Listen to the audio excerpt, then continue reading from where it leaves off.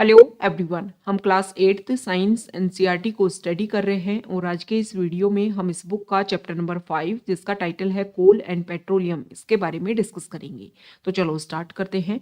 देखो, हम सभी डेली बेसिस पर अपने बेसिक नीड के लिए वेरियस मटेरियल्स का यूज़ करते हैं। अब इन मटेरियल्स में से कुछ मटेरियल जो है वो हमें नेचर में नेचुरल तरीके से मिल जाते हैं और कुछ मटेरियल जो है उनको ह्यूमन एफर्ट्स के द्वारा बनाया जाता है।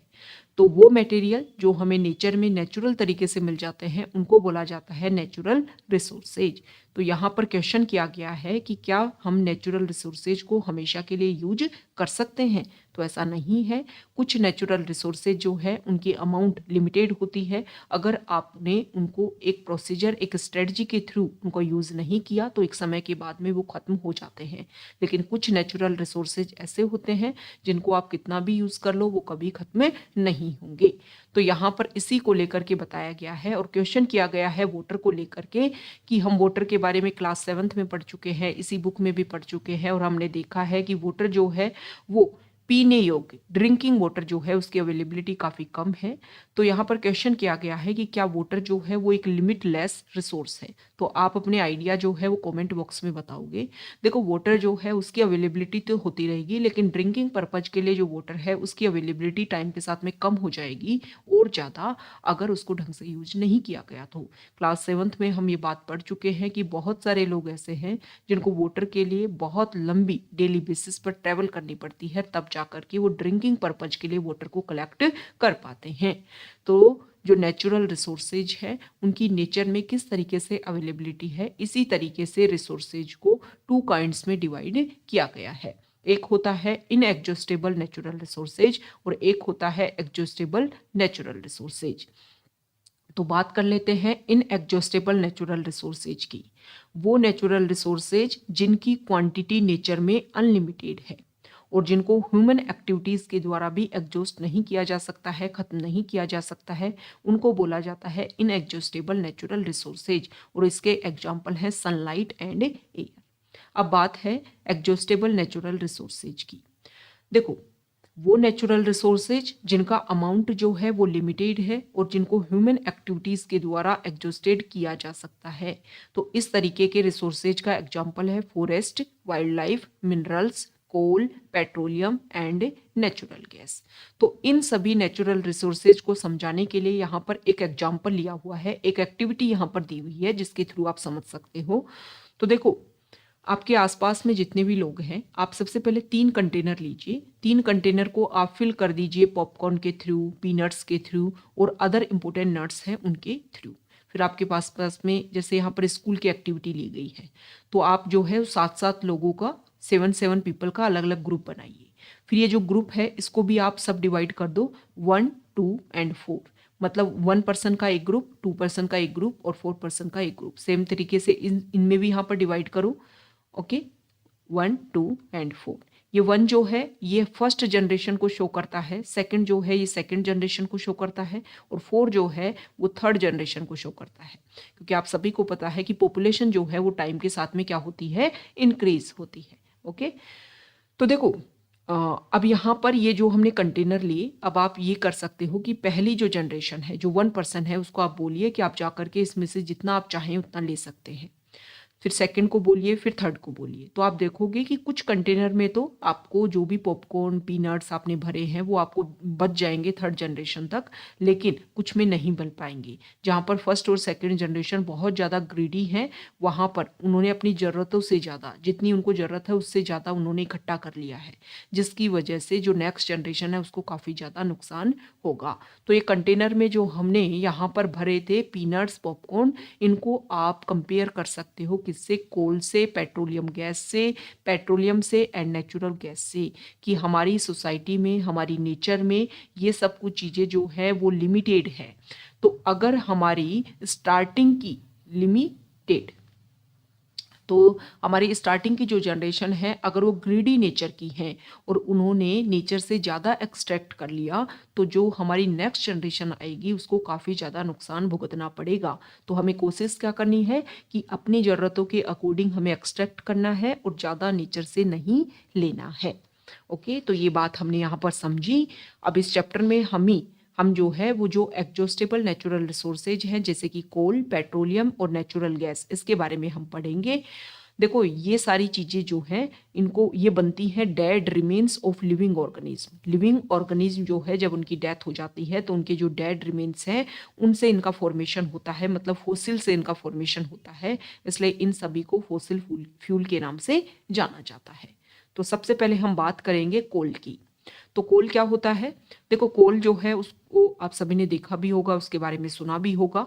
तो एक ये जो कोल है वो स्टोन की तरह हार्ड होता है और कलर में ब्लैक होता है। देखो फूड को कुक करने के लिए जितना भी फ्यूल यूज किया जाता है उनमें से एक है कोल। और पहले के टाइम में जो रेलवे इंजन है उसमें उनको चलाने के लिए, इंजन को चलाने के लिए जो स्टीम चाहिए थी उसको जनरेट करने के लिए कोल का यूज किया जाता था। और थर्मल पावर प्लांट जो है वहाँ पर इलेक्ट्रिसिटी जनरेट करने के लिए भी कोल का यूज़ किया जाता है। और बहुत सारी इंडस्ट्रीज है उनमें फ्यूल के रूप में कोल का यूज़ किया जाता है। तो अब क्वेश्चन यहाँ पर किया गया है कि हम कोल को कैसे गेट, मतलब उसको प्राप्त कर सकते हैं, और जो कोल है वो कैसे उसका फॉर्मेशन होता है। तो लगभग अबाउट 300 मिलियन ईयर्स अगो, देखो कहानी जो है वो बहुत पुरानी है। अर्थ के वो एरिया, मतलब वो low lying area, wetland area जहाँ पर डेंस फॉरेस्ट थे, तो नेचुरल प्रोसेस जैसे कि फ्लडिंग, इन सभी की वजह से ये जो फॉरेस्ट है वो सोइल के अंडर बरीड हो गई, डंप हो गई, और फिर धीरे धीरे और सोइल जो है वो उनके ऊपर आकर के जमा होती रह गई। धीरे धीरे जो है वो प्रेशर क्रिएट होने लग गया, और जैसे जैसे आप अर्थ के इनर पार्ट में जाओगे टेम्परेचर भी इंक्रीज होगा, प्रेशर इंक्रीज हुआ, टेम्परेचर इंक्रीज हुआ, जो डेड प्लांट्स हैं वो धीरे धीरे कोल में कन्वर्ट होते गए। देखो जो कोल होता है उसमें मेनली कार्बन होता है, और जो डेड वेजिटेशन है, जो प्लांट्स का जो डेड पार्ट था, वो धीरे धीरे एक प्रोसीजर के थ्रू जो है उसका कोल में कन्वर्जन देखने को मिला, और ये जो प्रोसीजर है इसको बोला जाता है carbonisation. Okay, since it was formed from the remains of vegetation, coal is also called a fossil fuel. तो हमने देखा कि कोल का फॉर्मेशन कहाँ से होता है? वेजिटेशन के रिमेन्स से, तो इसलिए इसको क्या बोला जाता है? फॉसिल फ्यूल बोला जाता है। तो यहाँ पर अगर हम देखें, इमेज आपको दिखाई हुई है कोल माइन की, कि किस तरीके से जो हमारी लैंड एरिया है, जो हमारा सोइल है, उसको एक्सट्रैक्ट करके, उसको डिग करके हम कोल को निकालते हैं हमारी अर्थ से। क्योंकि हमने देखा ना कि जो फॉरेस्ट के जो पार्ट हैं वो कहाँ चले गए थे? धरती के अंदर, जमीन के अंदर, और फिर उनको कोल का वहाँ पर चेंज देखने को मिला। देखो जब जो एयर जो है, when heated in air coal burns and produce mainly carbon dioxide. देखो कोयले को जब जलाया जाता है तो इससे CO2 जो है वो सबसे ज़्यादा निकलती है, मतलब कोल की वजह से पोल्यूशन जो है वो काफ़ी हाई लेवल का होता है। ओके, अब ये जो कोल है इसका इंडस्ट्री में कुछ प्रोसीजर किया जाता है, कुछ प्रोसेसिंग किया जाता है, और फिर कोल को इंडस्ट्री में कुछ यूजफुल प्रोडक्ट्स में चेंज हो जाता है कोल, जैसे कि कोक, कोल तार और कोल गैस में। तो सबसे पहले हम बात करेंगे कोक की। कोक क्या होता है? कोक एक tough, porous and black substance होता है। अगर हम बात करें तो प्योर रूप से कार्बन का ही फॉर्म है ये। और कोक को स्टील जो इंडस्ट्री है उसमें मैन्युफैक्चरिंग के लिए यूज़ किया जाता है। इन द मैन्युफैक्चर ऑफ स्टील इसमें यूज किया जाता है, और बहुत सारी मेटल जो हैं उनके एक्सट्रैक्शन में कोक का यूज किया जाता है। अब नेक्स्ट पार्ट है कोल का, कोल टार। कोल टार जो है वो भी एक ब्लैक थिक लिक्विड होता है विद अनप्लीजेंट स्मेल, मतलब इसकी जो गंध है वो काफ़ी ज़्यादा बुरी होती है। और लगभग 200 सब्सटेंस का एक मिक्सर होता है कोल टार। और कोल टार जो है, products obtained from coal tar are used. Coal tar से जो भी प्रोडक्ट्स निकाले जाते हैं उनका यूज़ किया जाता है। Materials for manufacturing various substance used in everyday life and industry. जो हम डेली लाइफ में बहुत सारे प्रोडक्ट्स का यूज करते हैं उनके मैन्युफैक्चरिंग में इस कोल टार का यूज़ किया जाता है, जैसे कि like synthetic dyes, drugs, explosive, perfume, plastic, paint, photographic material, roofing material. और सबसे इम्पोर्टेंट बात, नेफ्थलीन की बोल, जिनका यूज़ आप करते हो मौत और अदर इंसेक्ट को दूर करने के लिए, वो भी कोल टार से बनाई जाती है। तो ये इंपॉर्टेंट पॉइंट हो गया। ओके, देखो पहले रोड कंस्ट्रक्शन के लिए किसका यूज किया जाता था? कोल टार का। लेकिन प्रेजेंट टाइम में एक पेट्रोलियम प्रोडक्ट है बिटुमेन, उसका यूज किया जाता है कोल टार की जगह पर। अब नेक्स्ट पार्ट है कोल का, कोल गैस। देखो, जब इंडस्ट्री में जो है वो एक प्रोसीजर होता है, कोल के कोल का जो भी एक प्रोसीजर होता है, जब उससे जो कोक है, कोल टार है, ये बनाया जाता है, तो उस प्रोसेसिंग के टाइम में जब कोल से कोक बनाया जाता है तो उस प्रोसेसिंग के टाइम में कोल गैस जो है वो निकलती है। कोल गैस का सबसे पहले 1810 में लंदन में और 1820 में न्यूयॉर्क में स्ट्रीट लाइटिंग के रूप में इसका यूज किया जाने लगा, लेकिन बाद में इसका यूज जो है वो हीटिंग के लिए किया जाने लगा रादर देन लाइट। तो कोल गैस की अगर हम बात करें तो बहुत सारी जो इंडस्ट्रीज हैं उनमें फ्यूल के रूप में, बहुत सारी इंडस्ट्री जो हैं उनमें फ्यूल के रूप में इसका यूज किया जाता है। जो प्रोसेसिंग, जो मेन इंडस्ट्री होती है, उसके बाद में स्मॉल स्मॉल जो इंडस्ट्री होती है, उन प्रोसेसिंग यूनिट में, मतलब जहाँ पर प्रोसेसिंग प्लांट होते हैं कोल के, उनके आसपास जो स्मॉल इंडस्ट्रीज होती हैं उनमें इसका यूज़ किया जाता है एज ए एनर्जी सोर्स। अब बात कर लेते हैं, कोल की हमने बात कर ली, अब हम बात करेंगे पेट्रोलियम की। तो देखो, हम सभी जो हैं, जो ऑटोमोबाइल्स होते हैं जैसे कि मोटरसाइकिल, स्कूटर, जो लाइट ऑटोमोबाइल्स होते हैं और कार, इन सभी में हम फ्यूल के रूप में पेट्रोल का यूज़ करते हैं। और जो हैवी मोटर व्हीकल्स होते हैं जैसे कि ट्रक, ट्रैक्टर, इन सभी में हम डीजल पेट्रोल का, उस सभी में हम डीजल का यूज़ करते हैं। ओके, तो पेट्रोल और डीजल जो है उनको एक नेचुरल रिसोर्स से ऑब्टेन किया जाता है जिसको पेट्रोलियम बोला जाता है। अब ये जो पेट्रोलियम वर्ड है, इसका एक्सट्रैक्शन कहाँ से देखने को मिला, इसको कहाँ से ड्राइव किया गया, तो पेट्रा, पेट्रा मतलब रॉक, ओलियम मतलब ऑयल। चट्टानों से जो ऑयल मिलता है उसको बोला जाता है पेट्रोलियम। और हमारी अर्थ की जो डिफरेंट लेयर होती हैं, रॉक्स की जो डिफरेंट लेयर है, उनके बीच में ये पेट्रोलियम जो है वो मिलता है और वहाँ से इसको माइंड किया जाता है। पेट्रोलियम अब बनता कैसे है, तो देखो, सी में जो भी ऑर्गेनिज्म रहते हैं, समय के साथ में जब उनकी डेथ होती है तो उनकी बॉडी जो है वो सी के बॉटम एरिया में जाकर के सेटल हो जाती हैं और फिर वहाँ पर धीरे धीरे सैंड और क्ले की लेयर जो है उनके ऊपर जमती जाती है। मिलियन ईयर्स का टाइम यहाँ पर लगता है। एब्सेंस ऑफ एयर में, हाई प्रेशर, हाई टेम्परेचर में, ये जो बॉडीज ऑफ सी ऑर्गेनिज्म जो होती है, उनकी बॉडी जो है वो धीरे धीरे, उनका जो डेड ऑर्गेनिज्म जो है वो पेट्रोलियम और नेचुरल गैस में कन्वर्ट हो जाता है।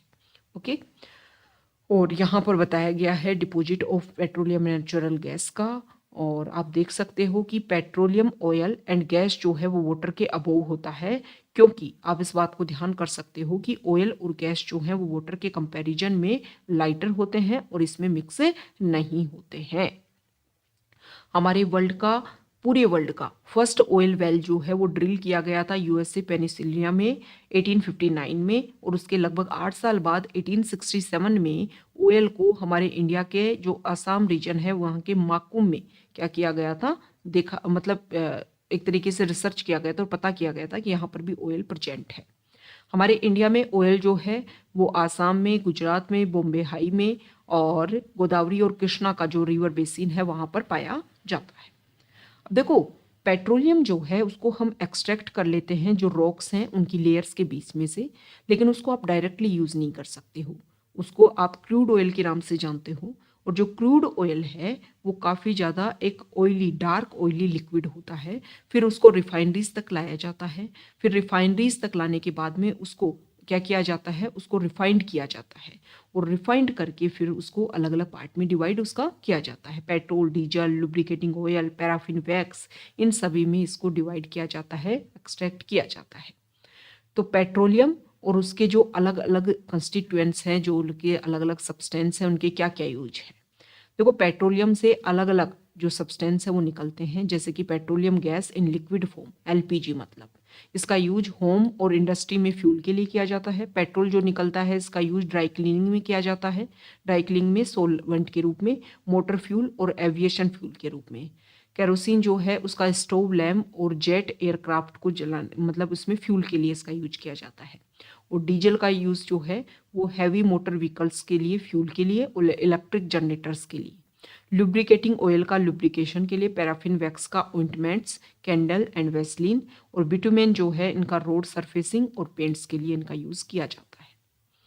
देखो, जो पेट्रोलियम और नेचुरल गैस है उससे हम बहुत सारे यूजफुल सब्सटेंस जो हैं उनको भी ऑब्टेन किया जाता है। और ये जो सब्सटेंस जिनको हम यूज़ क्या करते हैं, ऑब्टेन करते हैं, इनको बोला जाता है पेट्रोकेमिकल। देखो, जो पेट्रोकेमिकल होता है उसका use, these are used in the manufacture of detergent fibre, मतलब polyester, nylon, acrylic etcetera, polythene and other manmade plastic, इन सभी में इनका यूज किया जाता है। हाइड्रोजन गैस जो है उनको नेचुरल गैस से ऑब्टेन किया जाता है और हाइड्रोजन गैस का फिर यूज किया जाता है फर्टिलाइजर इंडस्ट्री में, मतलब यूरिया के प्रोडक्शन में हाइड्रोजन गैस का यूज किया जाता है। Due to its great commercial importance, petroleum जो है उसको ब्लैक गोल्ड के नाम से जाना जाता है, मतलब बहुत सारी जगह पर इसका यूज किया जाता है, इसलिए इसको ब्लैक गोल्ड के नाम से जाना जाता है। अब हम बात कर लेते हैं नेचुरल गैस की। देखो नेचुरल गैस जो है वो भी बहुत ज़्यादा इंपॉर्टेंट फॉसिल फ्यूल है और इसको पाइप्स के थ्रू एक जगह से दूसरी जगह इजीली इसका ट्रांसपोर्ट किया जा सकता है।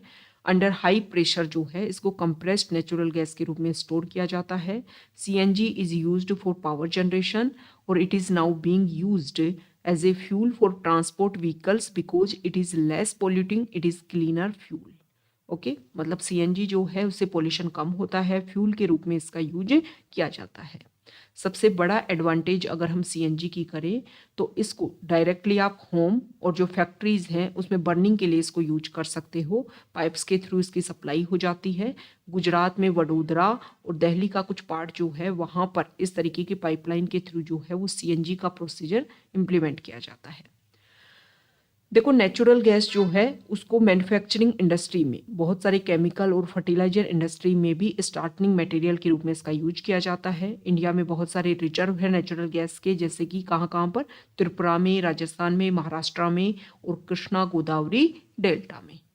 ओके, तो यहाँ पर अगर हम देखें तो यहाँ पर बोला गया है कि भाई देखो हमने देखा कि कोल और जो पेट्रोलियम और नेचुरल गैस है इसका फॉर्मेशन कहाँ होता है, नेचुरल तरीके से। तो क्या हम लेबोरेटरी में इसको बना सकते हैं जो डेड ऑर्गेनिज्म है उनसे? तो नहीं, क्योंकि देखो इसका फॉर्मेशन जो है काफ़ी स्लो होता है। मिलियंस ईयर्स जो हैं वो मिलियंस ऑफ ईयर्स जो हैं वो इसमें लगते हैं। तो आप इनको लेबोरेटरी में क्रिएट नहीं कर सकते हो, इनकी जो कंडीशन है उनको जनरेट वहाँ पर नहीं किया जा सकता है।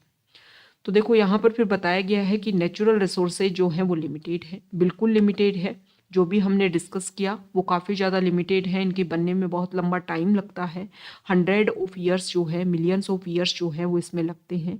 तो हमें फोकस क्या करना है कि जो भी फ्यूल्स हैं उनका जब हमें ज़रूरत हो तभी उनका यूज़ करना है, वैसे गलती से इनका जो है वो यूज़ हमें कम करना है।